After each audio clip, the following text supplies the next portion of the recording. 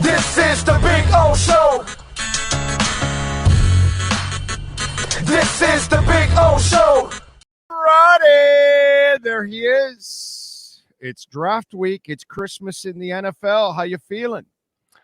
I'm feeling good. I'm still trying to peel myself off the wall from the Knicks game on Monday evening. But yeah, good. Feeling great. How are you? I've been using your team as a nice example of, hey, it really pays off to actually try in the regular season. Yeah, it does. Because I got to tell you, that game's in Philly. That's a foul. Yeah. But it's not at the Garden. So Tuesday. Brother, shit like that happens all the time. I don't, whatever. I love the NBA's last 2-minute report. We're sorry. And what do I do with that, asshole? What do I do with that? Whatever. There was a game earlier this year, obviously regular season game. The Knicks played the Rockets in Houston. And the Knicks had come they had a huge comeback. They tied the game. And literally as the buzzer was sounding for the fourth quarter, the end to go to overtime, I forget who it was in the Rockets. The guy just jumped into Jalen Brunson from at half court. And the Knicks started walking off the court getting ready for overtime. They called the foul and gave the guy 3 free throws. And the Knicks lost their minds. If anybody doesn't believe me, go watch it. God knows it's on YouTube. I remember it. They put out that 2-minute report the next day. And they're like, yeah, we screwed that up. I'm like, no kidding. Really? But what good does it do anybody? Like, I would love if the NFL did that. Like, just put out 40 missed calls every Sunday. They're like, listen, we know we totally screwed you. Oops. Yeah, I never understand why the NBA does this. Trigger congressional movement and shit like that, because that's the NFL. The Congress would get involved. Did you see that? Yeah. The Commanders got screwed. We need, whatever. I could just see that because the football, oh my God. Especially in football where every game is unbelievably important. It'd be unbelievable. And then of course, if you're a Jets fan, you feel you got screwed and the NFL comes out you didn't get screwed, then it's a conspiracy. But the NBA's 2-minute thing, also in that 2-minute report about that specific game, there were 3 missed foul calls in the span of 5 seconds. Yeah. 1 on the Sixers, 2 on the Knicks. Somehow Maxey giving a 2-hand shove to Hart's chest to right before the inbounds play wasn't a missed call somehow. The NBA is the only sport that I feel like if the officials weren't on the court, nothing would change. Brother, that's fine. Just call your own fouls. Brother, there's a referee dabbing up Anthony Edwards last night. Dude, it's brutal. Okay? I mean, come on. It's just so bad. And I know as a Knicks fan in Game 3 in Philly, the disparity of free throws are going to be 30-10. And the Knicks are going to have to just overcome it if they want to win because it's just going to be – Maxey's going to shoot 20 free throws in that game. And that's been going on since I was a kid. Forever. Since I was a kid, okay? I still remember Riley, or Jackson or whatever Celtics coach it was back in those days complaining to the officials about this or that and getting these calls or that calls, Heat, Knicks, same bullshit. I mean, it's been going on that's that league. That's just the way it is. By the way, as you saw the conversation, because somebody was asking me about, the whole balance of everything and how much the quarterback and, my whole problem is that we put too much. While the quarterback is important, there's no doubt he's got to make plays. But brother, he cannot overcome everything. And so if you don't have a defense, there's a good chance he's not going to overcome that because Marino couldn't overcome it. If he doesn't have an offensive line, Mahomes didn't overcome it. You know what I'm saying? So right. Lesser quarterbacks are going to have even more trouble overcoming all that kind of stuff when the great ones have those roadblocks. You know what I mean? I put with Kurt Warner, we're looking at Kurt Warner brother, what happened to you? You're lost there with Derek Brown and it's going back and forth. It looks terrible. Aren't you the guy from the Rams? And then he goes to the Cardinals and he has an excellent offensive minded coach and oh my God, and everything's changed. It's just, I know we're quarterback centric, but I think the fan base and even certain media, I think they put way too much weight and expectation on the one guy. I agree to an extent. I think, look, I think it's unfair when the situation around the guy is completely untenable. And it's like, well, why doesn't he win more? Well, because the team stinks. Like, I'll give you a guy that this year I think it's coming. Dak Prescott. The Cowboys are like, oh, it's this big referendum of a year. Well, they suck around him. They just let half the team walk away. I mean, they don't suck in terms like they're not the Panthers, but like they're not as good as they were the last couple of years. Well, why would they be better? Why the hell do you think he's going to win 13 games? I mean, based on what? The Commanders are about to draft a quarterback. The Eagles, you would think, will bounce back to some extent here. The Giants might get a quarterback. Like, why are the Cowboys going to be better after they signed Eric Kendricks and nobody else this offseason? I think a lot of times, you'll look at situations and they don't get enough weight into how a guy plays. Like this draft coming up is a perfect example. If I'm a quarterback in the first round this year, I am begging to go to Minnesota. Justin Jefferson, Jordan Addison, TJ Hawkinson, offensive-minded coach, Christian Darrisaw is my left tackle. I play indoors. For the love of God, let me go to Minnesota. Like, how different is J.J. McCarthy's career if he's in Minnesota or New England? It's pretty damn different. Like, in New England, you don't have any weapons, and you have a first-year defensive-minded head coach, and you're playing outside. And, like, you're in the AFC where every team has a quarterback. Situations matter. In life and in sports, they matter. There's no way around it.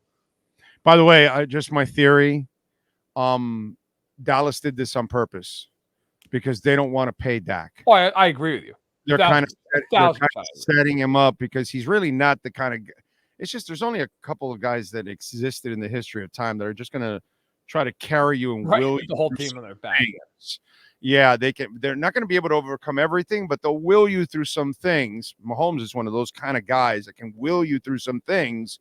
Like I mentioned before you came on, the year he had the offensive line, he willed you through some things, but brother, you want him to be fucking Atlas now all of a sudden? Yeah, I'll give you. So I had to do my 10 predictions for the NFL draft. My editor asked me to do this week, and I had some fun with it. But here's my hottest prediction. I think actually might happen. Dallas is going to take quarterback in the first round. If Michael Penix Jr. is there at 24, I think they're going to do it. I do. Because what is the plan? What is the plan here? If you believed in Dak, you would have already paid him. And I don't think they believe in him. He's getting to be on the other side of 30. I don't think they want to pay him. That's pretty obvious, I think, for most people to see. And I think if you're Dallas, if now, look, the board's got to fall the right way. I'm not saying I don't think they're going to make some big move up, right? But like, if Penix is sitting there at 24, I think they'll take him. I think they'll take the quarterback. It'll become a circus. It'll become a circus for a whole year. And if they don't take him in the first round, maybe they take like Spencer Rattler on day 2. Okay, I can see that. Because the idea that they're drafting, they're going forward with Trey Lance is ridiculous. That's not happening. Like, no, that's a project. You try. Yeah, that was like, hey, we'll take a lotto ticket on the kid. Sure, whatever. Yeah. That is my hottest take. That if Michael Penix Jr., maybe Bo Nix is there at 24, they'll take one of them. That would make some interesting discussions in Dallas, and the writers are going to have even more material. And every moment that Dak struggles or has a bad moment, they're going to be talking Michael Penix right away. That would make everything a little crazy, What'd you think of? I mean, it was the inevitable now because you would look like complete idiots if you didn't do it, and pretty evil. But Reggie Bush getting back his Heisman, I thought that was the least they could do, actually, considering the direction that college football is in right now. I think if you didn't give him back his Heisman, it would be beyond embarrassing. Look, I remember that whole story from, God, what was it now, 15 years ago when all this came out, and Jason Cole and Charles Robinson were the ones who really kind of broke all this stuff. And I am, in full disclosure, I'm very, very, very good friends with Jason Cole. He was my editor-in-chief for 18 months, covered the Dolphins forever. Yeah. Jay and I are super tight. And I Jay used to house me. Really? Yeah, dude, because when I first got in this business 20-30 years ago, Yeah. when I first started, like when I first got in the business, a radio guy, I'm looking around going, well, dude, writers are the only ones that travel and they break all the stories. And I go, well, how am I going to break any stories? How am I going to get anything? And so I started, QAM doesn't, so I started paying my own way to the Senior Bowl, the Combine, the East West Shrine, and all that. So when I would go, he didn't go to the East West, but he would go to the Senior Bowl, Combine. And so I would stay in his hotel the first couple of years because I didn't have the money. Yeah. So he goes, dude, I have an extra bed. And so I had to count on Jason Cole, Armando Salguero, Alex Marquez. That was kind of my foundation guys that kind of like, taught me the ropes and all that shit when I was on the road and shit like that. So I've known Jason for 30 years, dude. And Jason's a great guy. Actually one of the few writers, because one of the things that people don't know about writers is most writers, since they're stuck on their beats, they don't really get to know even their own leagues, and they certainly don't know what's going on in other sports at all, pretty much, except for fucking Jason Cole. Yeah, Jason knows everybody. Exactly. I could talk baseball. I could talk basketball with Jason. I could talk college. Like somehow or another, Jason had time. He was one of those writers that was well-versed in everything else. One of the few writers that I've met in my lifetime that I could actually talk just all sports with him, not just one sport. So Jason's the man. I totally changed my career. Made me. His head did not go to waste. That's right. It does a giant head. Yeah, he has a giant head, and there's a giant brain in there. Yeah. By the way, you know the Atkins story? God, if I do, I don't remember it off the top of my head. Gene Atkins. So he writes an article about. Oh yeah, yes, I do know this story. Oh yeah. So for those of you that don't know, Jason Cole in the Herald writes, or maybe it was the Sentinel. I don't know. No, it was the Sentinel. It was the Sentinel. The Sentinel many years, and then joined the Herald with Armando. After then, he left. Yeah. So at the Sentinel, he writes his story about Gene Atkins, who was struggling badly, and he was over hard-hitting safety. Right, and at those times, the numbers for contracts didn't get out nearly as much. You would really have to know an agent. You'd have to kind of get into the system. You know what I'm talking about. Yes. The people in the inside know what the hell I'm talking about. And so obviously he was able to get it inside and get the numbers. And dude, Gene Atkins was livid that Jason wrote that story. And Jason's just there interviewing another player, and out of nowhere, Gene Atkins tackles his ass in the locker room, bro. And that place, it wasn't like Jason was fighting him or anything. It's just, separating broad, because Atkins was a little crazy. So yeah. That is a true story, because I've heard that story. I know you know, but I'm just saying, I'll corroborate. That's a true story. Yeah, no. One day, him and Armando wrote these pieces about Jimmy, and brother, I'm standing there on the field because Jimmy used to let us literally stand on the field, bro, all the way around the field, training camp. Different and day. It was the best back in the day. Yeah, it was so awesome. All different. And so I'm there, and then Armando gets there, and then Jason arrives a little later than him, like 15 minutes later. The second that Jimmy notices Jason and Armando are there, he comes storming off the field. And he looks at Armando and Jason. He goes, you, come here. And he takes him inside. And he's just ripping into them and all kinds of stuff. And it was just a funny thing. Because, when you're a good writer, you're not going to hold back, bro. You're going to call shit. You got to say like it is. No, I mean, Jason's a great friend. He changed my career from being a writer to a reporter. He used to, we worked together at Fanside, he locked me out of our office with my laptop, and he's like, "You're in the NFLPA system, right?" I'm like, "Yeah." He's like, "Okay, go in, find the page with all the agents' phone numbers, and just start calling them." And I was terrified. I was like 27 years old. I'm like, "Bro, I don't know how to do that." He's like, "Just start cold calling them. Tell them who you are. Tell them you're not going to go anywhere, and that they need to play ball with you." And to their credit, most of the agents were like, "Hey, man, okay, cool." I'm sure they were like, "What the hell's going on?" But like, it was Jason forced me to get into the news breaking side of things. And as comfortable as it was at first, like it's the best thing that ever happened to me. I mean, without him, there's no way I'm in Sports Illustrated. Right. But Jason, I'll have to tell him we're talking about him during this interview. But Jason was hilarious. But anyway, he was the one. He and Charles Robinson, when he was at Yahoo, they broke the story. Yeah. And that was what led to all this stuff with the Heisman, trophy and Bush. But I don't want to speak for Jason. I would wager that I think at this point everybody feels like, yeah, it's probably best that it's back and in his hands. He deserves it. I mean, also let's be real. Jason and Charles did amazing work and got the story.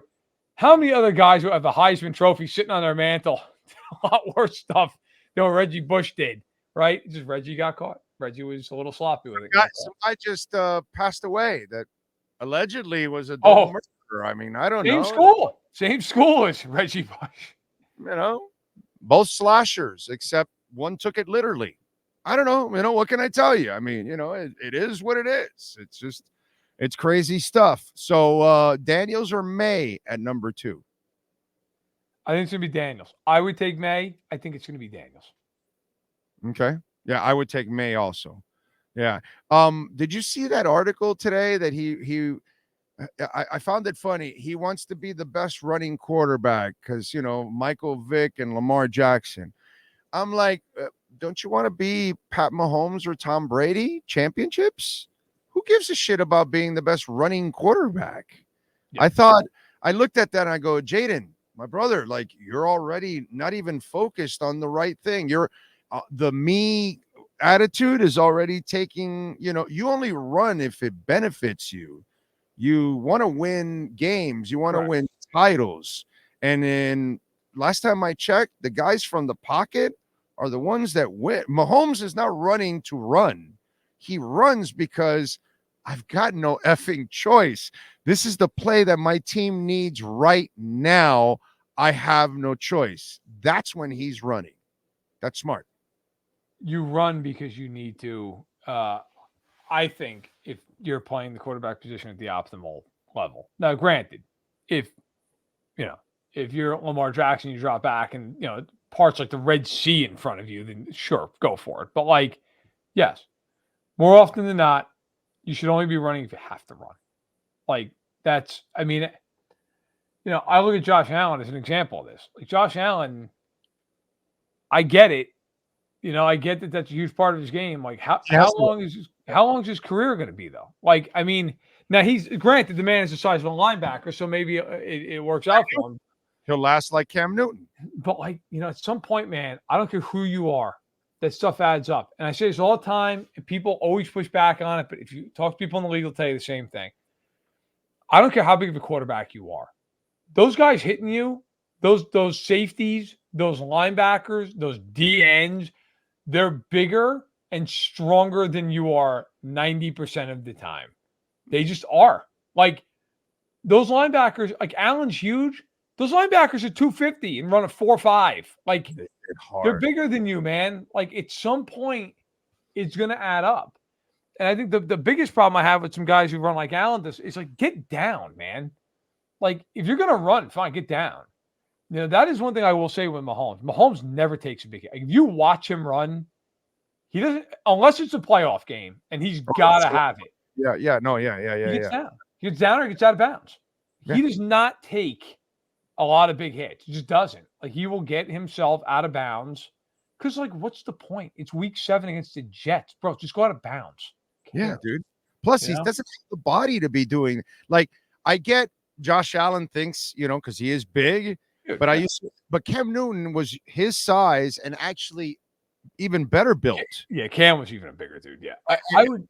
Well, and defined. It was that guy had the body that we all pray we had because we know all women would be just in line, just like that. And the NFL broke his ass.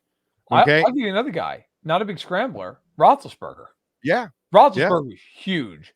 Now he wasn't a big runner. He could run a little bit early on in his career. But he would just sit in the pocket, and it was like you basically just sack him. It was like the third guy in was going to be the one who finally finished the job. But like, look at how he was at the last 3 to 5 years of his career. He couldn't move. Like, he just couldn't play anymore because all those hits. I don't care who you are. After a while, it adds up. It just does. Like, if I'm Jaden Daniels, the last thing I want to do is run just to run. Like, I get it, man. You're super athletic and you can pick up yardage like that. And if I'm the Commanders and I draft him, if I'm Dan Quinn, the first thing I'm telling him, hey, man, you want to run, go for it. You better get down. Right. I don't want to see you trying to take on a linebacker. Like, and if you look at Jaden Daniels in college, he took a lot of hits, man. He took some massive hits because he wouldn't get down. That cannot happen at pro level. And he will die in the NFL that way, you know. And this has been going on since the beginning. Brother, you want to be Joe Cap? You go ahead, bro. You're going to take an effing beating if you want. This has been going on. You want to be Joe Namath? And you want to hang in there and be the tough guy and wait till the last second. He did it all the time for the Jets. He waited for the last moment. He was ironclad tough. And his knees were shot, his body. And by the time he got to the Rams, he was just mincemeat because he played that fearless game. And you know why Marino lasted so long? Because he got rid of the football. He threw it away. Dan was not going to be taking a lot of hits either, actually. He took some, but he was smart. That's why he played for so long. That's why his Achilles tore. He didn't even replace it. He didn't repair it and let it like that and just wore some boot because he just found the guy and let it fly right away. You know, if you get that, then you can live longer. But if you want to be Mr. Tough Guy, brother, the league is littered for 50, 70 years of those guys, and they all end badly, bro. They all end badly. They all end beaten up. Doug Williams took a beating, and he was strong as an ox, bro. And he took a beating, man. You know, it just tough guy quarterbacks. It only goes so far in the NFL. You're not tougher than them. You're just not, bro. You're not tougher and you're not bigger. McMahon, another guy that played like a linebacker. And, bro, you're a quarterback. You're not a linebacker. I mean, I've watched this since I was a child, bro. You just – there has to be a certain level. And when I see Jaden Daniels, I'm like, young man, you're not focused, bro. You're not focused. You don't want to be a running quarterback. You want to win from the pocket. I don't get that one, man. I don't get that one. What's it called? So how many quarterbacks go in the first round from what you're hearing finally? Because, you know, down here in Dolphin land, we're hoping 87 quarterbacks go in the first 20 picks. Even though there's only 20, we're hoping 87 go in there. Yeah. So what are you hearing? I think there's at least going to be 5. I think there'll be 6. I think the question is Knicks, and I think he goes. I think he'll go. Denver is really interested in him. That has been known since the Senior Bowl. I mean, that was like common knowledge in January. I think the question is whether or not they take him at 12, they trade back and take him. But I think there's going to be 6. I think certainly 5. Okay. All right. Sounds good. All right. Dolphins. I'm leaning. I don't mind. I mean, I would love Latou. I would love Verse at 21. I don't think Verse will last. He'd be a steal. Yeah. Yeah, he would be a steal. I think it's going to go more offensive linemen. I agree. Than anything else. But what do you think for the Dolphins at 21? Interior offensive lineman. I think that's, you know, Jackson Powers Johnson, maybe Graham Barton. Somebody of that ilk. If there's a real big edge rusher, like if Verse is there, I think they take him. Like if that kid is there, I think they take him. How about Latou? Latou is interesting. Latou. I think the big question with him is a lot of people are like super high in his talent. I saw him at the Senior Bowl. He was dominant. He was great at UCLA. The question is, you had a neck fusion. Like where are you? How comfortable are you on his health? That's the question most teams have to answer. Yeah, man. If I had to guess, I'll say interior offensive line. That would be my guess for Miami at 21. Okay. All right. Good stuff. What do you got going on SI, my man? I got quite a bit going on. I got a lot going on. So about 20 minutes ago, my 10 predictions for the NFL draft went up. I also have tomorrow instant grades on every pick in the first round. I will have my day 2 mock draft coming out right after the first round's done. My 5 favorite picks, my 5 least favorite picks. I got a whole bunch of stuff. So just go to si.com and go to my Twitter feed, and you will find all of it and much more.